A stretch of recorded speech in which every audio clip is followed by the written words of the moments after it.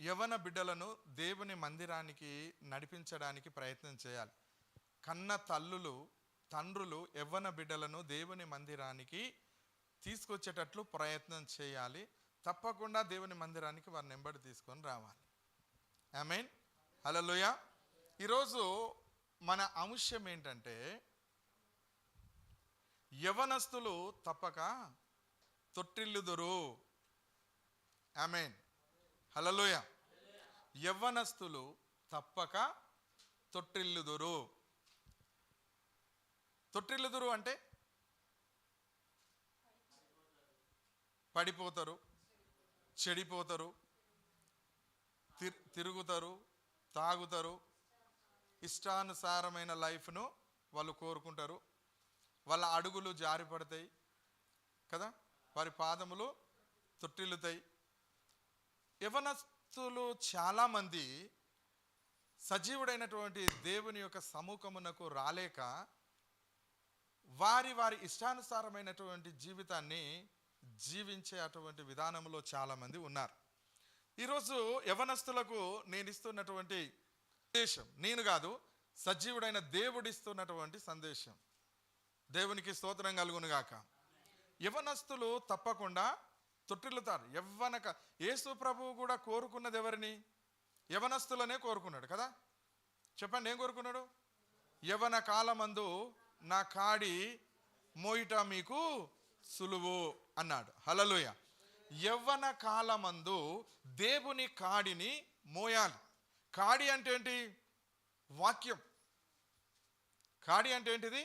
వాక్యం. దేవుని యొక్క వాక్యాన్ని వాళ్ళు కలిగి ఉండాలి. దేవుని యొక్క వాక్యాన్ని ముందుకు తీసుకెళ్లేవారుగా ఉండాలి. ఇప్పుడు చూడండి, చాలామంది వయసు అయిపోయిన తర్వాత వాళ్ళు ఉరకలేరు, నడవలేరు కదా, స్పీడ్ వర్క్ చేయలేరు. కానీ స్పీడ్ వర్క్ జరగాలంటే ఎవరితోనవుతుంది? ఇప్పుడు ఇంట్లో యవనస్తులు ఉన్నారనుకోండి, ఒక పెళ్లి కార్యం జరుగుతుంది, ఇంట్లో 4 యవనస్తులు ఉన్నారనుకోండి, ఆ ఇంట్లో పనులు ఎంత చకచక అయిపోతాయి. అదే ఇంట్లో ముసలోళ్ళు ఉన్నారనుకోండి, వాళ్ళని బ్రతిమలాడాలి, వీళ్ళని బ్రతిమలాడాలి. రా బిడ్డ రా, బాంచన్ రా, ఈ బిడ్డ రా, ఈ పని చేయి, ఆ బిడ్డ పిలుస్తామా, పిలువమ్మా. అంటే ఇంటికి యవనస్తులు ఎంత అవసరమో దేవునికి కూడా యవనస్తులు అంతే అవసరం. అలాంటి యవనస్తులను ఎలా తయారు చేసి అంటే బలవంతుడి చేతిలో వాళ్ళను బాణములాగా పెంచాలి. బాణం పుల్లలాగా యవనస్తులను ఎలా పెంచాలి? బలవంతుని చేతిలో బాణము పుల్లలాగా పెంచాలి. ఇప్పుడు మన ఇండ్లలో యవన బిడ్డలు ఉన్నారు, వాళ్ళని ఎట్లా పెంచుతున్నాం? చిన్న పిల్లలు 5-6 సంవత్సరాలు దాటిన తర్వాత 10 ఏళ్ల నుండి మొదలుకుంటే యవన దశలోకి వచ్చేటువంటి పిల్లలందరినీ హల్లెలూయా ఎలా పెంచాలి? ఒక క్రమశిక్షణలో పెంచాలి. హల్లెలూయా. ప్రతి ఇల్లు ఒక బడి కావాలి. ప్రతి ఇల్లు బడి కావాలి. అంటే ప్రతి తల్లి ఒక టీచరు కావాలి, ప్రతి తండ్రి ఒక టీచర్ కావాలి. వాళ్ళు స్కూలుకు వెళ్ళొచ్చిందంటేనే ఇంట్లో మన ఇల్లును కూడా బడిగా మార్చాలి. మళ్ళీ బడి వాతావరణాన్ని మన ఇంట్లో ఉంచాలి, స్కూలు వాతావరణాన్ని. కారణం, వారిని చక్కదిద్దడానికి అదే చక్కటి సమయం. దేవునికి స్తోత్రం కలుగును గాక. ఇప్పుడు గనక వాళ్ళు చక్కదిద్ద పరచకపోతే రాబోయే భవిష్యత్ కాలంలో వాళ్ళ బ్రతుకులు చాలా భయంకరంగా మారుతాయి. నేను ఎవరు కని విని ఎరగనటువంటి విషయాలు ఈరోజు నేను మీకు చెప్తా. సమాజానికి చెప్పాలి, సమాజానికి సందేశాన్ని మనము ఇవ్వాలి. దేవునికి స్తోత్రం, హల్లెలూయా. ఒక దేవుని పక్షాన్ననే కాదు, భూమి మీద పుట్టిన ప్రతి మనిషిలో ఉన్నటువంటి నైజాన్ని గురించి ఈరోజు నేను మీకు చెప్తా. ప్రతి నైజం, ప్రతి వ్యక్తి, కులం లేదు, మతం లేదు, కుల మతాలకు అతీతంగా మానవుని విషయంలో దేవుడు ఈరోజు మాట్లాడబోతూ ఉన్నాడు. మానవులందరూ ఎవరి పిల్లలు? దేవుని పిల్లలు కదా. క్రైస్తవులే దేవుని బిడ్డలు, క్రైస్తవేతరులందరూ దేవుని బిడ్డలు కాదు అని మీరు అనుకోవద్దు. వాళ్ళు ముస్లింలు, వాళ్ళు దేవుని బిడ్డలు కాదు అనుకోవద్దు. వాళ్ళు హిందువులు, వాళ్ళు దేవుని బిడ్డలు కాదు. వాళ్ళు సిక్కులు, వాళ్ళు దేవుని బిడ్డలు కాదు. వాళ్ళు పర్షియన్, వాళ్ళు దేవుని బిడ్డలు కాదు. వాళ్ళు జైనిస్టులు, వాళ్ళు దేవుని బిడ్డలు కాదు. వాళ్ళు బుద్ధిస్టులు, దేవుని బిడ్డలు, ఇలా అనుకోవద్దు. మనం మానవులందరూ దేవుని బిడ్డలే. హల్లెలూయా. దేవుడు ఒక్కడే కదా. హల్లెలూయా. ఒక్క దేవుడే మనందరినీ సృష్టించలేదా? ఆమేన్. ఒక్క దేవుడే. హల్లెలూయా. ఏ పేరున నువ్వు గొలుస్తున్నావో, ఏ పేరున నువ్వు పిలుస్తున్నావో, ఆ భగవంతుని ఏ విధంగా నువ్వు తరిస్తున్నావో, ఏ విధంగా ఆనందిస్తున్నావో, ఏ విధంగా సంతోషిస్తున్నావో, అదంతా మనుష్యుని యొక్క ఇంగితానికి మనము వదిలేయాలి. ఎవరి ఇష్టము వాళ్ళది. ఎవరు ఏ పేరున గొలుసుకున్నా వాళ్ళు భగవంతుని గొలుసుకుంటున్నారో వాళ్ళ భక్తి, వాళ్ళ ముక్తి వాళ్ళు ఏదో ఎంచుకుంటున్నారు. అది తర్వాత ఈ లోకమును విడిచిన తర్వాత మనం నరకానికో స్వర్గానికో ఎటు వెళ్తున్నామో తర్వాత విషయం. హల్లెలూయా. కానీ భూమి మీద ఉన్నంత వరకు దేవుని వాక్యం అందరికీ సమానంగా వెళ్తుంది అని ఏ రోజు అనుకోవద్దు. ప్రతి యవనస్తుడు, భూమి మీద పుట్టిన ప్రతి మనుషులు తప్పకుండా తొట్టిల్లుతారు. హల్లెలూయా కదా. మరి అందరూ తొట్టిల్లుతున్నారు, యవనస్తుడు కూడా తొట్టిల్లుతున్నాడు. ప్రతి యవనస్తుడు కూడా అపరాధములో పాపములో పడిపోతూ ఉన్నారు. ఈ రోజులలో యవనస్తులు త్వరగా పడిపోయేది ఎక్కడ?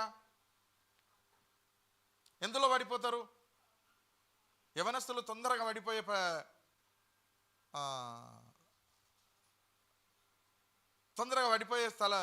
విషయం ఏంటి? ఎందులో పడిపోతారు? లవ్. LOVE.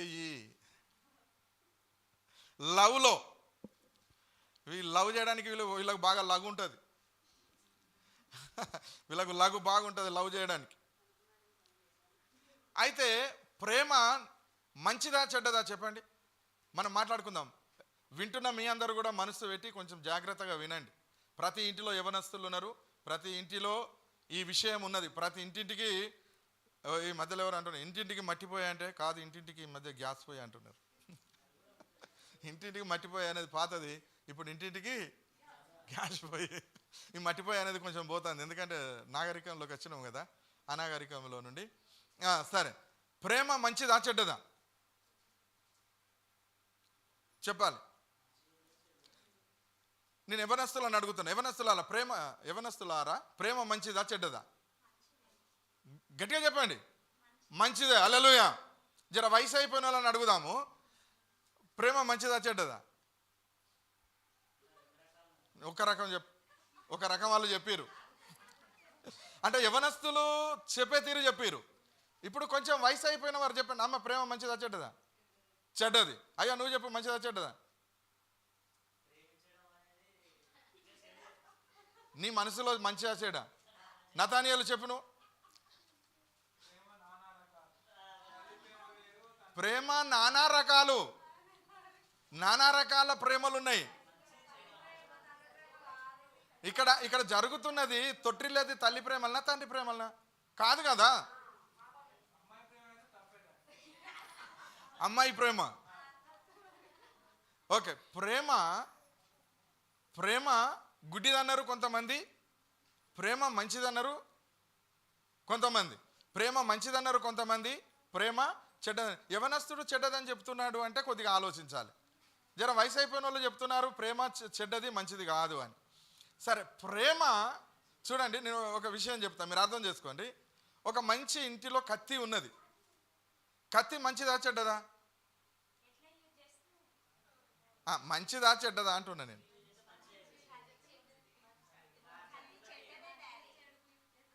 కాయగొయ్యచ్చు, అవసరమైతే తల కాయగొయ్యచ్చు, అంతే కదా. కత్తితోని కాయగొయ్యచ్చు లేదా తలకాయ కోయచ్చు, అంటే ఉపయోగించే అటువంటి పద్ధతి. అంటే కత్తి ఓకేనా, దాన్ని చెడుకు ఉపయోగించవచ్చు, మంచిది ఉపయోగించవచ్చు. అదే డాక్టర్ చేతిలోకి పోతే ఆ కత్తి కోసి ప్రాణం పోతుంది, అదే హంతకుని చేతిలోకి పోతే ఆ కత్తి ప్రాణం తీస్తుంది. అదే ప్రేమ కూడా సేమ్ ఇలాగే వర్క్ చేస్తుంది. యవనస్తులలో ఎలా పనిచేస్తుంది అంటే డాక్టర్ చేతిలో ఉన్నట్టుగా అనుకుంటారు వాళ్ళు. జర వయసు అయిపోయిన వాళ్ళ చేతిలో ఉంటుంది, అది జర ప్రమాదకరంగా అనిపిస్తుంది, ఎందుకంటే ఆ స్టేజ్ దాటి వచ్చారు కనుక. ఓకే, ఇప్పుడు మనందరి ఇళ్ళలో యవనస్తులు ఉన్నారు, యవన బిడ్డలు ఉన్నారు. ఓకే, హల్లెలూయా హల్లెలూయా. యవనస్తులు అందరూ ఆలోచించాల్సింది ఏంటంటే, ఒక బేస్మెంట్ అనేది ఫౌండేషన్ అనేది లేకుంటే వాళ్ళు విచ్చలవిడిగా ఎదిగే ప్రమాదము ఉంటుంది. అవునా కాదు?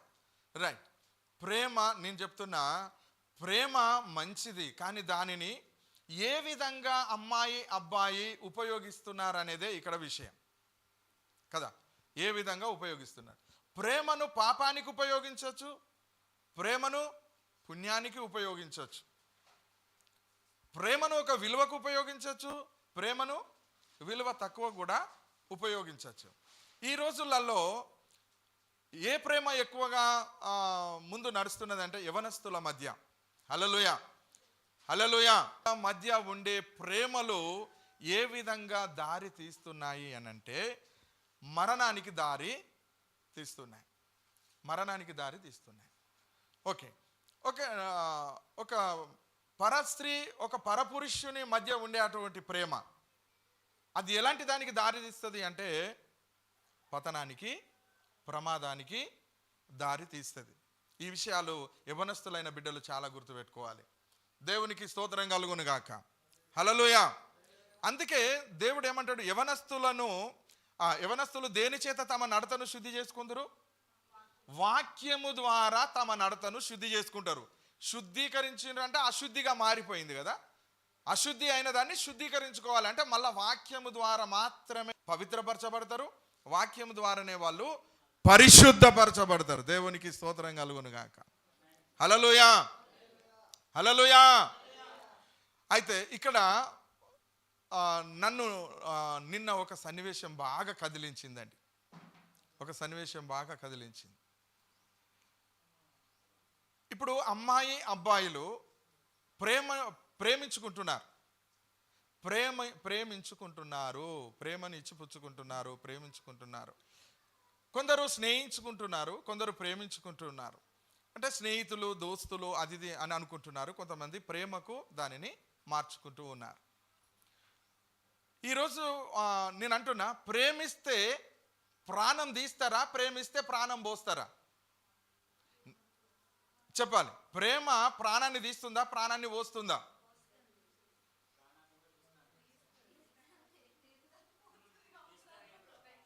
అంటే ప్రాణాలు తీసే ప్రేమ వేరే ఉన్నది, పోసే ప్రేమ వేరే ఉన్నది.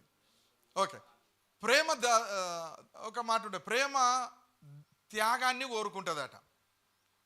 నిజమైన ప్రేమ త్యాగాన్ని కోరుకుంటుంది.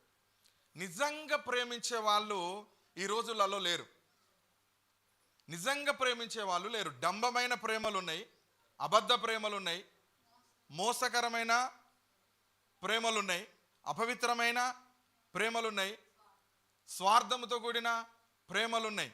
కానీ యథార్థమైన ప్రేమ లేదు. యథార్థంగా ప్రేమించేది దేవుడు ఒక్కడే. యేసయ్యలోనే ఆ ప్రేమ ఉన్నది తప్ప ఇంకా ఎక్కడ ఆ ప్రేమ లేదు. ఇప్పుడు దేవుని ప్రజల మధ్య కూడా ప్రేమ ఉన్నది అని అంటే నేను అంటున్నా, మీరందరూ దేవుణ్ణి ప్రేమిస్తున్నారా అంటే దేవుణ్ణి నమ్మిన బిడ్డలు కూడా దేవుణ్ణి ప్రేమిస్తలేరు. కానీ దేవుని దగ్గర నుండి మన అవసరానికి, మన అక్కరకు సంబంధించినవి కోరుకుంటున్నామే తప్ప దేవుణ్ణి ప్రేమించినట్టుగా. మనం ఇక్కడికి వచ్చినామంటే ఏదో అడగడానికి వచ్చినామే కానీ దేవుణ్ణి ప్రేమించడానికి కాదు ఇక్కడికి వచ్చింది. హల్లెలూయా. చాలామంది ప్రేమించి వచ్చినట్టు, అంటే దేవుణ్ణి ప్రేమించి ఇక్కడికి వచ్చారు, ఏం అడగకుండా ఉంటారా? హల్లెలూయా.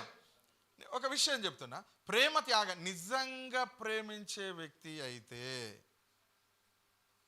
త్యాగాన్ని కోరుకుంటాడు. అంటే నేను ఒక వ్యక్తిని ప్రేమిస్తున్నాను అనుకో, నేను ఆ వ్యక్తి యొక్క అభివృద్ధి కొరకు పాటుపడాలి, ఆ వ్యక్తి ఆశీర్వాదానికి నేను కారకుణ్ణి కావాలి, నేను ప్రేమించే వ్యక్తి దీవించబడాలి, నేను ప్రేమించే వ్యక్తి ఒక ఉన్నతమైన స్థితిలో ఉండాలి. నేను అతన్ని ప్రేమిస్తున్నాను కనుక అతని ఆశీర్వాదం కొరకు, అతని అభివృద్ధి కొరకు నేను నష్టపోయినా సరే తనను నేను అభివృద్ధిలోకి తీసుకురావాలి. నేను ప్రేమిస్తున్నాను కనుక, నేను ప్రేమించే వ్యక్తి ఎలా ఉండాలి అంటే ఉన్నతమైన స్థితిలో, ఉన్నతమైన స్థానములో ఉండాలి. ఉంచడానికి నా జీవిత కాలం అంతా నేను ఖర్చు చేయాలి. That is love. హల్లెలూయా. అది ప్రేమ. కానీ నువ్వు నన్ను ప్రేమించకపోతే నేను చేస్తా, ఇందులో ఏముంది? స్వార్థం ఉంది. అంటే నువ్వు నన్ను ప్రేమించకపోతే చేస్తా అంటే నీకు ఇష్టం ఉన్నా లేకపోయినా నువ్వు నన్ను ప్రేమించాలి, ఈ గుదిబండను నీ మెడకు కట్టుకోవాలి, అంతే. ఈ ప్రేమలో ఏముంది? స్వార్థం, భయం. వీడు ఎప్పుడు ఏం చేస్తాడో తెలియదు, ఎక్కడ ఏం చేస్తాడో తెలియదు. ఇడు సత్తడా అంటాడు, ఇగో నిన్ను చంపైనా నేను చచ్చిపోతా అంటాడు.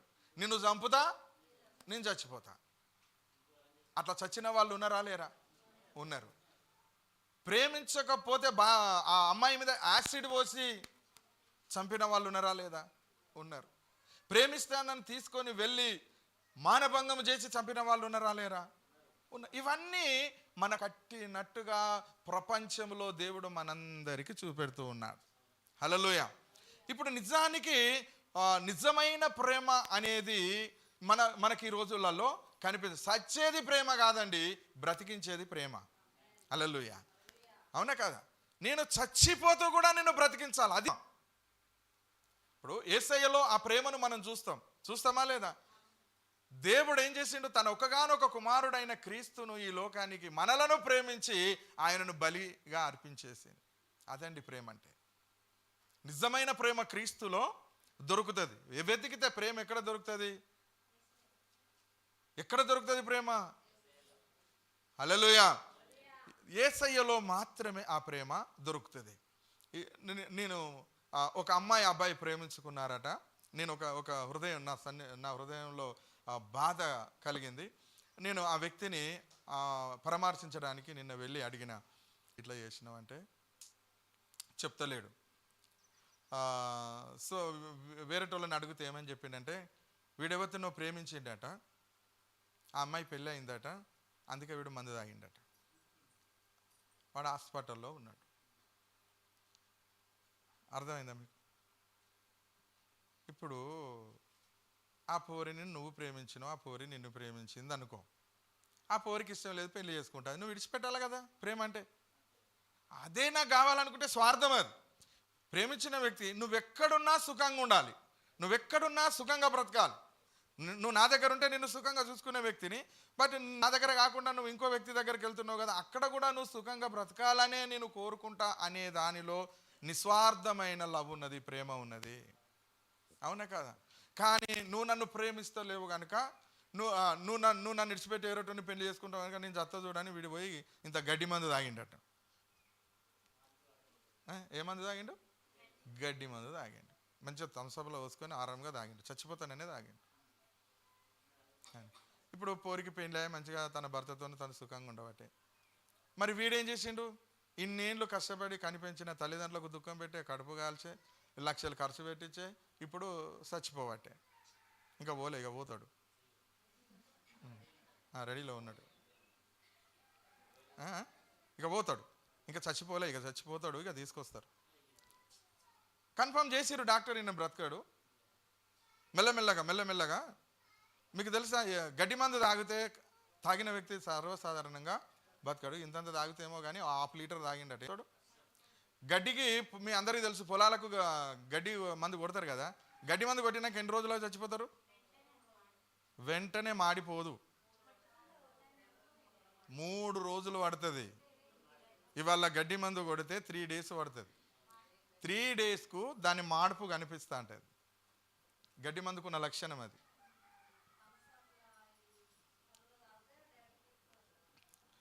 తాగిన వాళ్ళకెరక. Okay, praise the lord. So మరి బతికినంటే దేవుని కృప. అయితే ఈయన 3 రోజులకు డాక్టర్లు చెప్పినట్ట 3 days వరకు మేము ఏమి చెప్పాం. 3 days నుండి దాన్ని వర్క్ చేయడం స్టార్ట్ అవుతుంది. తర్వాత ఊపిరితిత్తులు పోతాయి, తర్వాత కిడ్నీలు పోతాయి, తర్వాత గుండె పోతుంది, తర్వాత కనుసూపు పోతుంది, తర్వాత మాట పోతుంది, తర్వాత మొద్దువారిపోయి మనిషి పోతాడు. మీరు ఇంటికి తీసుకెళ్ళమని చెప్తే కూడా చూసుకుంటే ఎట్లా తీసుకుపోవాలని పెట్టేసి లక్షలు ఖర్చు పెట్టి బ్రతికేయడానికి చూస్తే చివరికి వాళ్ళు ఏం చెప్పారో అదే జరిగింది. ఇప్పుడు చూపు లేదు, మాట లేదు, అన్నీ పోయినాయి. ఇక వెంటిలేటర్స్ మీద ఉన్నారు. ఇప్పుడు ఇది తీసేస్తే మోసాగుతుంది, ఇది ఉన్నంతసేపు ఉంటుంది. ఇక మనిషి అన్కాన్షియస్లోకి వెళ్ళిపోయింది, ఇక లేడు. అంటే ప్రేమ నిన్ను చావమన్నదా? చావద్దు. హల్లెలూయా. ప్రేమ ఎప్పుడు, నిజమైన ప్రేమ బ్రతికిస్తుంది, ప్రాణం పోస్తుంది, కానీ సంపదు.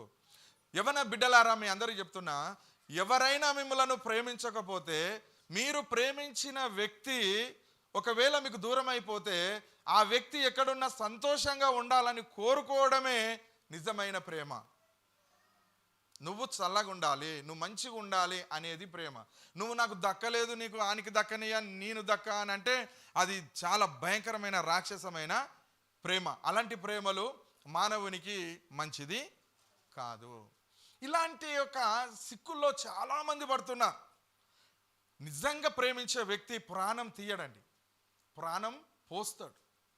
ప్రేమించిన వ్యక్తిని త్యాగం చేస్తాడు. అవసరమైతే నువ్వు ఇలా ఉండడం నీకు ఇష్టమైతే నేను నిన్ను త్యాగం చేస్తున్నాను, వెరీ గుడ్, వెళ్ళు, దేవునికి స్తోత్రం, అలా చెప్పగలిగినటువంటి మైండ్ ఉండాలి. నువ్వు రాకుంటే సత్త చూడు, నువ్వు లేకుంటే సత్త చూడు, నువ్వు రేపు వీడికి రాకపోతే తెల్లారితే నా శవమే కనిపించాలి చూడండి. మొన్నవాడు ఎలక్షన్లో అన్నాడు, ఈసారి విజయయాత్రకు రాకపోతే నా శవయాత్రకు వస్తారన్నాడు. భయపెట్టి ఓట్లేపించుకున్నాడు ఒక ఆయన. నా బిడ్డ, నేను, నా భార్య అందరం చచ్చిపోతామన్నాడు. జనులు దయ తెలిసి ఏదో చేశారు. అంటే ఇట్లా బెదిరింపు లవ్లు కాదు, ప్రేమలు కాదు. బెదిరించి చేసేది ఏనాడు మంచిది కాదు. ప్రేమ, దేవుడు చూపిన ప్రేమ నిస్వార్థమైన ప్రేమ. ఇప్పుడు చూడండి, ఈ అబ్బాయి ఏమైపోతున్నాడు, చనిపోతున్నాడు. కన్న తల్లి కడుపు 21 సంవత్సరాలు ఉన్న వ్యక్తి ఎట్లా దొరుకుతాడండి? అవునా కదా? నిష్కారణంగా చనిపోతున్నాడు. చచ్చిపోయి తాగే ముందు ఒక్క క్షణం ఆలోచన చేస్తే బాగుండు. అరే, నా అన్నున్నాడు, నా తమ్ముడు లేదా నా చెల్లి ఉన్నది, నా అక్క ఉన్నది, నాకు ఇంత కుటుంబం ఉన్నది, వీళ్ళందరికీ ఎడబాసి నేనెందుకు పోవాలి?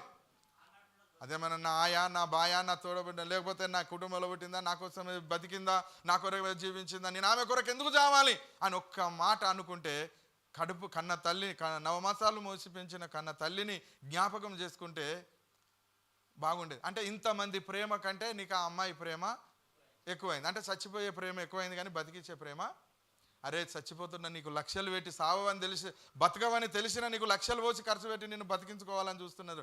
అంతకంటే గొప్పదారా భయ ఆ ప్రేమ? కాదు కదా. ఏమిచ్చింది ఆ ప్రేమ నీకు? ఏమన్నా రక్త మాంసాలు, ఏమన్నా తోలు తిత్తులు, నరాలు బొక్కలు, నీసు కౌసున గౌలు గౌలు మాంసము గల, దుర్వాసన చాలా, గెదడి మెదడు గల, మైల దేహము, మైల పట్టినటువంటి శరీరం. అరే దీనికోసం ఎందుకు రాబాయ్ ఇంత ఆరాట పడతావు నువ్వు? అవునా కదా? ఏమున్నది ఈ దేహంలో, ఏమున్నది ఈ శరీరంలో? దీన్ని అందుకే యేసయ్య చెప్పాడు, అందము మోసకరము, సౌందర్యము వ్యర్థం. అందం మోసకరం. అందాన్ని చూసి మోసపోయినోడు వాడు తప్పకుండా ఫినిషా. అందాన్ని చూసి మోసపోయినోడు వాడు తప్పకుండా మోసపోతాడు ఇక లైఫ్లో. ఎందుకంటే అందం ఎన్ని రోజులు ఉంటుంది? నా అందం చూడు బాబాయ్ అంటే నీ అందం ఎన్ని రోజులు ఉంటుంది? మా అంటే 16 సంవత్సరాల నుండి 35 సంవత్సరాల దాకా ఉంటుంది. ఆ తర్వాత ముసలి ముఖం పడకపోతుందా, ముఖం ముడతలు పడకపోతుందా, కళ్ళు పనులు వెళ్ళకపోతాయా? అవునా కాదా? ఉన్న తోలు ఉగులాడకపోతుందా? ఏంది బిడ్డ తోరి పిల్లలు రాకపోతాయా, బాగున్నావు అని అని అనకపోతుందా? ఏమైనా ఆ రోజులు రాకపోతాయా? చెప్పండి. ఎప్పటికీ వయసు ఉంటుందా? దేవుడు చెప్తున్నాడు, అందాన్ని చూసి నువ్వు మోసపోదు, అందాన్ని చూసి ప్రేమించద్దు. అందము ఏనాడు కూడా మంచిది కాదు. అందం అనేది ఇవాళ ఉంటుంది, రేపు పోతుంది. అందం శాశ్వతం కాదు. అందాన్ని చూసి ఎవరైనా చూసి ఇవాళ రేపు పెళ్లి చూపులో పోతే అమ్మాయి అందంగా ఉన్నది చూడాలరా. అందం ఎన్ని రోజులు ఉంటుంది? అందం కర్మగాలి మధ్యలో ఏమన్నాయి అయిపోయింది అనుకో. అవునా కాదా? ఏదో అప్పాలు చేస్తుంది, లేకపోతే గ్యాస్ మీద ఏదో కూర చేస్తుంది, పోసుకాయ కానీ ఇట్లా వేయంగానే లట్టుకునేదంతా అంటుకున్నది అనుకో, సర్జరీ చేయాలి. అవునా? ముఖం అంతా మచ్చలు కావాలి. ఒకవేళ అమ్మోరు పోసింది అనుకో, ఆ ముఖం అంతా, అరే మధ్యలో వచ్చేటి నీకు తెలియవు. ఇప్పుడున్న అందాన్ని చూసి నువ్వు మోసపోకు. అందము మోసకరము, సౌందర్యం వ్యర్థం. ఇవి రెండింటిని చూసి ప్రేమించిన వాడు సత్తడు. చచ్చిపో తర్వాత కనిపించాయి కదా. హల్లెలూయా. అవునా కదా? ఎవరు సపోర్ట్ చేస్తలేరు. లేదా అబ్బాయిలను కూడా కొంతమంది, ఈయన హ్యాండ్సమ్గా ఉన్నాడు, చాలా బాగున్నాడు, ఇతడైతే నాకు షూట్ అవుతుంది అని చెప్పేసి అందరిని విడిచిపెట్టి వాడిని వెనుకబడిపోయిన అమ్మాయిలు కూడా ఉన్నారు. యవనస్తులకు ప్రత్యేకంగా, ఎందుకంటే పెండ్లిలై సంసారాలు చేసుకునేటోళ్ళకు, ఇంకా పెండ్లిలు కాక చదువులో సందులో ఉండి లేదా ఒంటరి లైఫ్లో బ్రతుకుతున్న ప్రతి ఒక్కరికి ఈ వాక్యాన్ని ప్రజెంట్ చేస్తున్నాం ఈరోజు. హల్లెలూయా, హల్లెలూయా. చెప్పండి. ప్రేమలో పడి ప్రాణాలు తీసుకుంటున్న వాళ్ళు చాలామంది ఉన్నారు. యవ్వన పిల్లలు చెడిపోవడానికి గల కారణాలు కూడా మనం పరిగణలోకి తీసుకోవాలి. ఈరోజు వాళ్ళకు వాక్యం లేదు, వాళ్ళ దేవుని యొక్క వాక్యం వారి హృదయాలలో లేదు. వాళ్ళు తినుటకు, వాళ్ళు త్రాగుటకు, వాళ్ళు వ్యభిచరించుటకు, వాళ్ళు సుఖించుటకు, సంతోషించుటకు, వాళ్ళ ఇష్టానుసారమైన జీవితానికి మనం వదిలేస్తూ ఉన్నాం. చాలామంది కన్న తల్లిదండ్రులు ఎక్కడవుతున్నారంటే ఇంటి నుండి వేలకు వేలు డబ్బులు పంపిస్తూ ఉంటే ఇష్టానుసారమైన లగ్జరీ లైఫ్ గడుపుతున్న వాళ్ళు చాలామంది ఉన్నారు. కొంతమంది చదువుకునే వాళ్ళు పేదవాళ్ళ ఉండి ధనము లేక, వాళ్ళ దగ్గర డబ్బు లేక, ఫీజులు కట్టలేక ఒళ్ళును అమ్ముకునే అటువంటి యవ్వన బిడ్డలు కూడా ఉన్నారు. చాలా మంచి చెడు కష్టం సుఖం అన్ని మిళితమైనటువంటి లైఫ్ అనుభవిస్తున్న వాళ్ళు కూడా చాలామంది ఉన్నారు. ఏది ఏమైనప్పటికీ కూడా నీ జీవితమును అపవిత్రపరచుకోకుండా జాగ్రత్త చూసుకోవాల్సినటువంటి బాధ్యత ఈరోజు యవనస్తుల మీద ఉన్నది. నేను ఫస్టే చెప్పాను, ప్రతి ఇల్లు ఒక బడి కావాలని. యవనస్తులైన కొడుకులు మీకుంటే మీరు వాళ్ళను దగ్గరికి తీసుకొని దగ్గర కూర్చుండబెట్టుకొని వాళ్ళతో మీరు మాట్లాడడానికి ప్రయత్నం చేయండి. మీరు వాళ్ళతో మాట్లాడకపోతే వాళ్ళు వేస్ట్ యూజ్లెస్ ఫెలోతో మాట్లాడతారు. మీరు ఇంట్లో ప్రేమ చూపెట్టకపోతే ఏ చిన్నమ్మ ప్రేమకు అలవాటు అవుతారు, ఓ పెద్దమ్మ ప్రేమకు అలవాటు అయిపోతారు, లేకపోతే ఓ పక్కింటి ఆంటీ ప్రేమకు అలవాటు అయిపోతారు. ఇంట్లో పోతే మాకంతా ఊకే లొల్లి జగడం, ఇంట్లో నాకు మనశ్శాంతి ఉండదు అమ్మ అనిపోయి అక్కడ కూర్చుంటారు. అంటే అప్పుడు వాళ్ళెక్కిచ్చేటువంటి మాటలు, విషపు మాటలు చాలా భయంకరంగా ఉంటాయి. వాళ్ళ మాటలు విని చెడిపోయేటువంటి ప్రమాదము ఉంటుంది. అందుకనే ప్రతి తల్లి, ప్రతి తండ్రి తన యవ్వన బిడ్డలు అయినప్పటికీ కూడా వాళ్ళని దగ్గర కూర్చుండబెట్టుకొని వాళ్ళ ఆలోచన ఏంటిది, వాళ్ళ తలంపులు ఏంటి, వాళ్ళ కోరికలు ఏంటి, వాళ్ళ ఉద్దేశాలు ఏంటి, వాళ్ళు ఏమనుకుంటున్నారు అనేది ఆలోచన చేయాలి.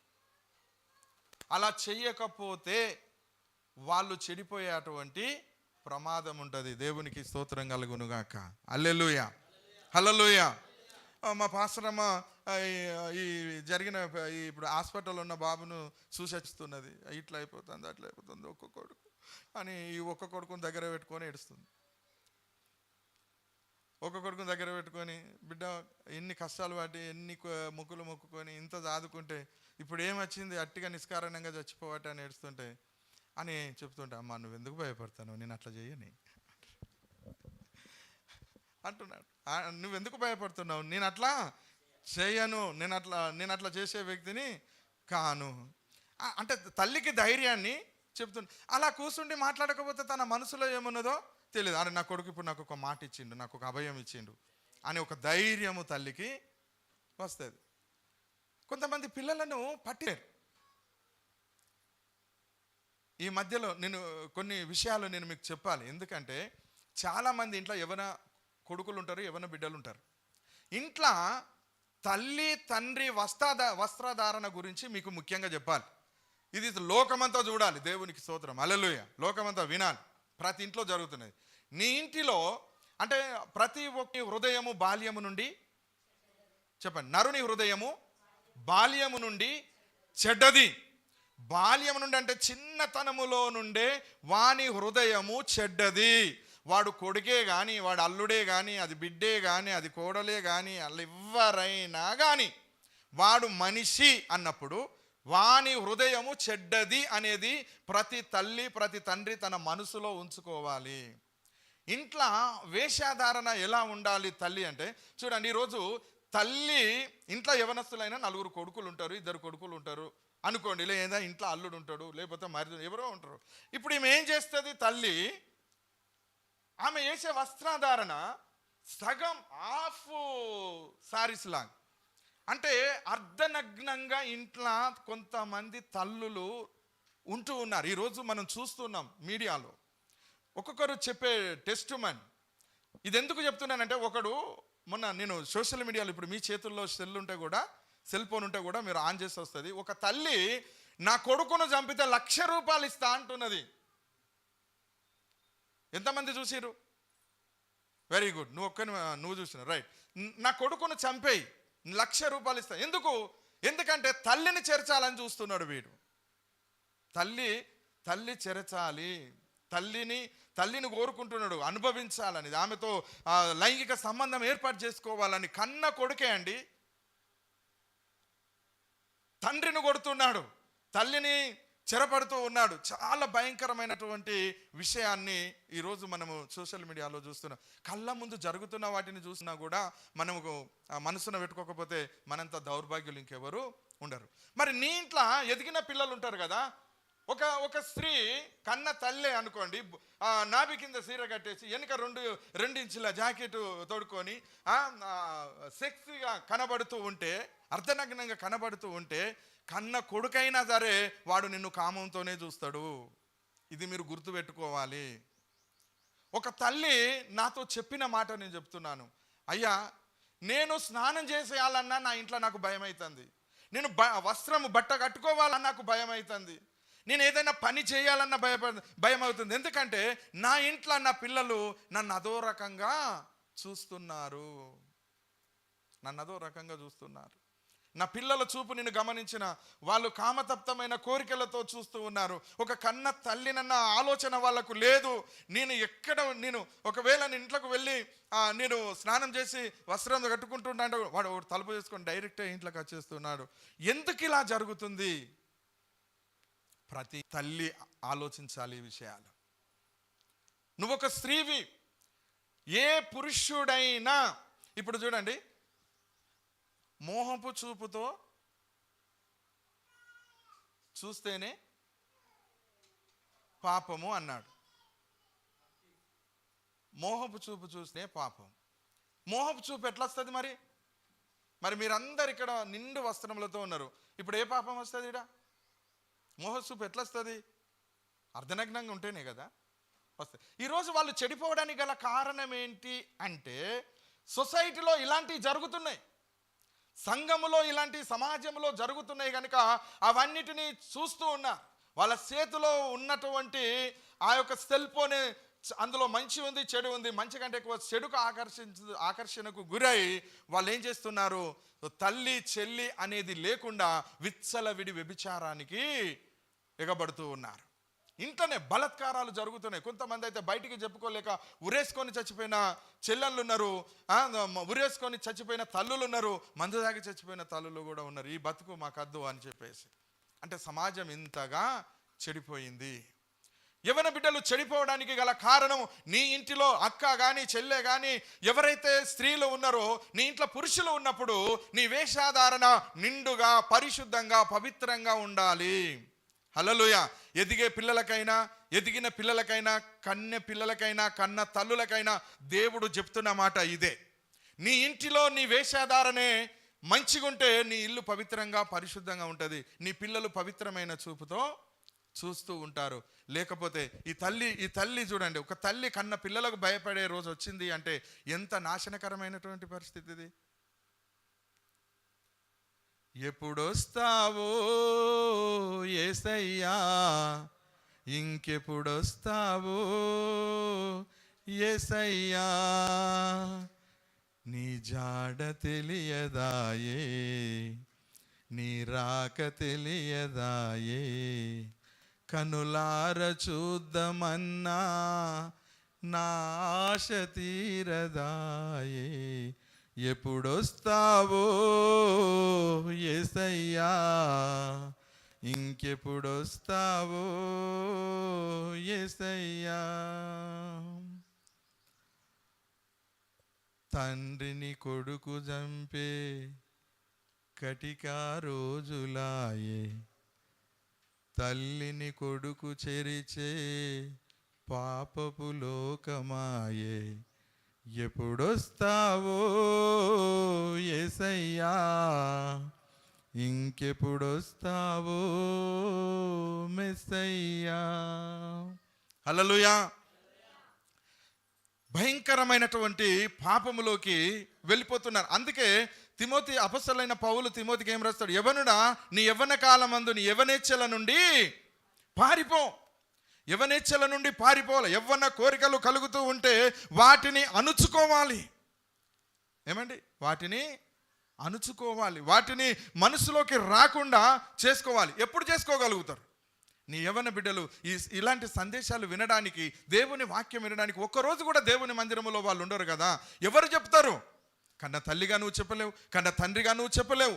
దేవుడు మాత్రమే వారికి ఉపదేశించగలుగుతాడు. అందుకని దేని ద్వారా యవనస్తులు తన నడతను శుద్ధి చేసుకుందరు అంటే వాక్యం ద్వారానే. ఇలాంటి వాక్యాలు యవన బిడ్డలకు మనం అందించాలి. వాళ్ళ బ్రతుకును మార్చడం కోసము ఈ వాక్యాన్ని వాళ్ళకు అందించేలా చేయాలి. నేను చెప్తున్నా, ప్రతి ఇంటిలో వ్యభిచారం ఉన్నది, ప్రతి ఇంటిలో పాపం ఉన్నది, ప్రతి ఇంటిలో. ఏమండి ఉన్నదా లేదా? ఇంటింటికి ఏం పొయ్యి ఉన్నది ఇప్పుడు? మట్టి పొయ్యా?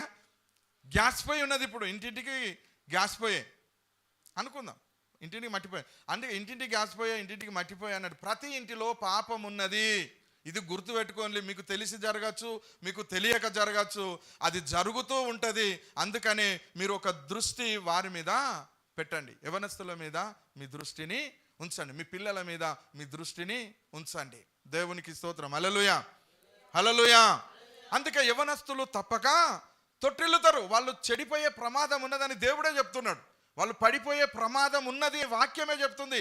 ఉన్నది గనుక పడిపోకుండా జాగ్రత్త చేయాల్సిన బాధ్యత మన మీద ఉన్నది. అందుకే దేవుడు ముందు చెప్పాడు, చెడిపోయే ప్రమాదం ఉన్నది గనుక నువ్వు జాగ్రత్త, వాళ్ళను జాగ్రత్త చేయాలి కదా. బలవంతుని చేతికి అప్పచెప్పాలి. దేవుని చేతికి వాళ్ళని అప్పగించినట్లయితే వాళ్ళు బలమైన బాణం పుల్లలాగా దేవుడు వాళ్ళను తయారు చేసి వాళ్ళను బహుబలంగా వాడుకుంటాడు. దేవునికి స్తోత్రం కలుగునుగాక. ఆమేన్, హల్లెలూయా. అందుకే ఏమని చెప్పాలి? అలాంటి ఒక యవ్వనేచ్ఛల నుండి పారిపోవాలి. మనం చూస్తాం, పోతిఫర్ భార్య యోసేపును ఇబ్బంది పెట్టింది కదా, పెట్టలేదా? పెట్టిందా లేదా? పెట్టింది. యవనస్తుని ఇబ్బంది పెడితే దేవునికి స్తోత్రం, చాలా అద్భుతంగా యవనస్తుడు తప్పించుకోగలిగాడు. దానికి దేవుడు తోడై ఉన్నాడు. దేవుడు తోడై ఉన్నాడు గనుక ఆయన దేవునికి భయపడ్డాడు. ఇప్పటి వరకైనా దేవునికి భయపడి ఎవరైతే ఇలాంటి పాపపు ఆలోచనలు లేకుండా, ఇలాంటి దోషపు ఆలోచనలు లేకుండా, పాపుల మార్గమున నిలవక, అపహాసకులు కూర్చుండే చోట కూర్చుండక, దుష్టుని ఆలోచన చొప్పున నడవక ఏ పిల్లలైతే ఉంటారో వాళ్ళను మనం తొట్టిల్లకుండా కాపాడవచ్చు. దేవుని వాక్యం వైపు వాళ్ళను నడిపిస్తే తప్పకుండా దేవుడు వాళ్ళను బలపరుస్తాడు. ఆమేన్. మనము యవనస్తుల కూడిక పెట్టబోతున్నాం. హల్లెలూయా. యవ్వనస్తుల కూడిక కేవలం వాళ్ళ కోసమే. చాలా మోటివేషన్ క్లాసెస్ దేవుడు ఇవ్వబోతున్నాడు, మంచి మాటలు వాళ్ళకు చెప్పబోతున్నాడు. దైవ చిత్తం అయితే ఈ నెలలో జరగచ్చు. హల్లెలూయా. మీరందరూ ప్రార్థన చేయండి. యవ్వనస్తులు తొట్టిల్లకుండా ఉండాలంటే ఏం చెయ్యాలో రాబోయే రోజులలో దేవుడు వాళ్ళకు నేర్పించబోతున్నాడు. ఆమేన్. ఇప్పుడు ఈ యొక్క వీడియో చూస్తున్న, వింటున్న ప్రతి ఒక్కరు కానీ, సంఘంలో ఉన్న ప్రతి ఒక్కరు కానీ మీరు అర్థం చేసుకోండి, మీ పిల్లలు చెడిపోతున్నారు. యవనస్తులు చెడిపోతున్నారు. వాళ్ళు తిరుగుటకు, వాళ్ళు త్రాగుటకు, వాళ్ళు సుఖించుటకు, వాళ్ళు సంతోషించుటకు, వాళ్ళ యొక్క యవన జీవితాలను సర్వనాశనము చేసుకుంటున్నారు. దేవునికి స్తోత్రం. హల్లెలూయా. ఇప్పటికైనా తల్లిదండ్రులారా మీరు కళ్ళు తెరవండి, మీ పిల్లల మీద మీ దృష్టి ఉంచండి. ఎక్కడెక్కడ మీ పిల్లలు ఉన్నారో ఒక్కసారైనా వారికి ఫోన్ చేసి ఇప్పుడే మాట్లాడండి. హల్లెలూయా.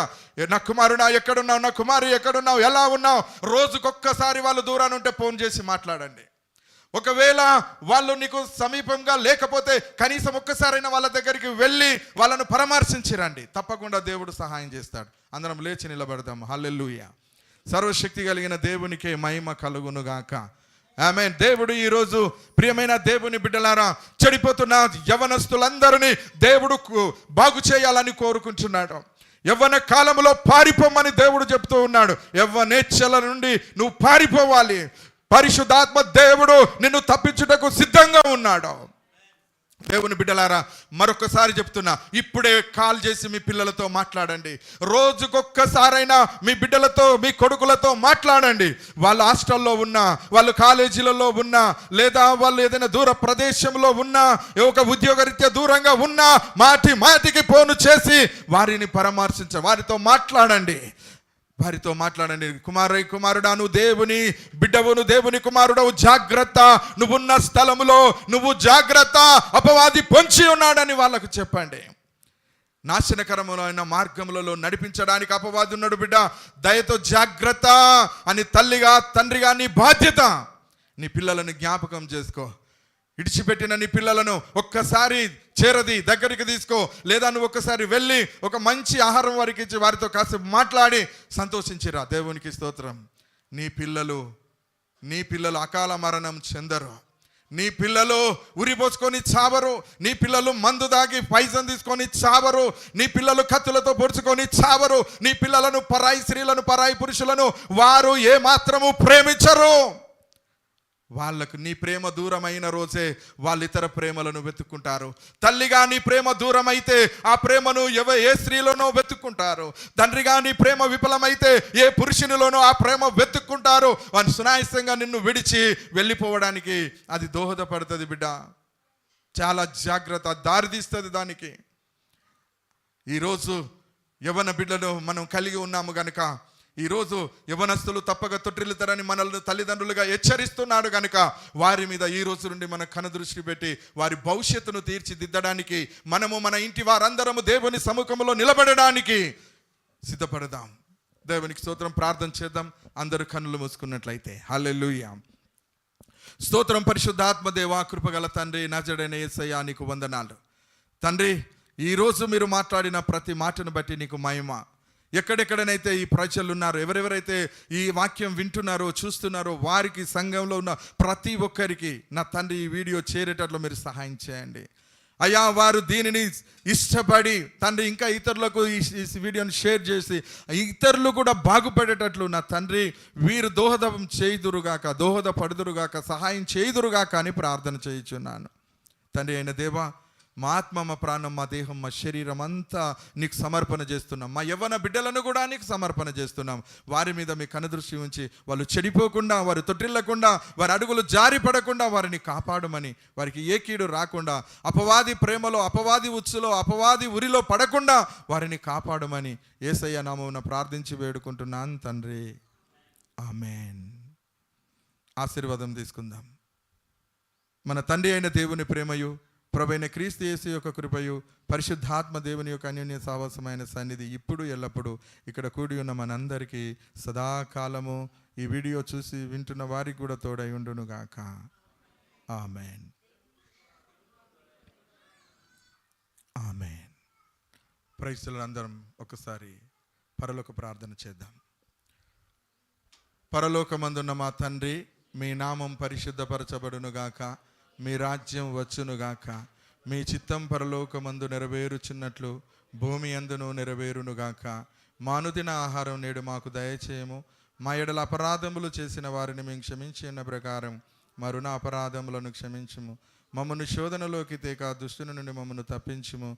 ఎందుకనగా రాజ్యం, శక్తి, బలము, మహిమ నిరంతరము నీవై ఉన్నావి తండ్రి. ఆమేన్. ఆశీర్వాదంబుల్ మా మీద వర్షింపజేయుమిషా, ఆశతో నామేయున్నాము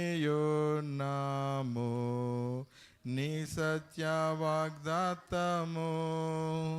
ఈ మహిమీద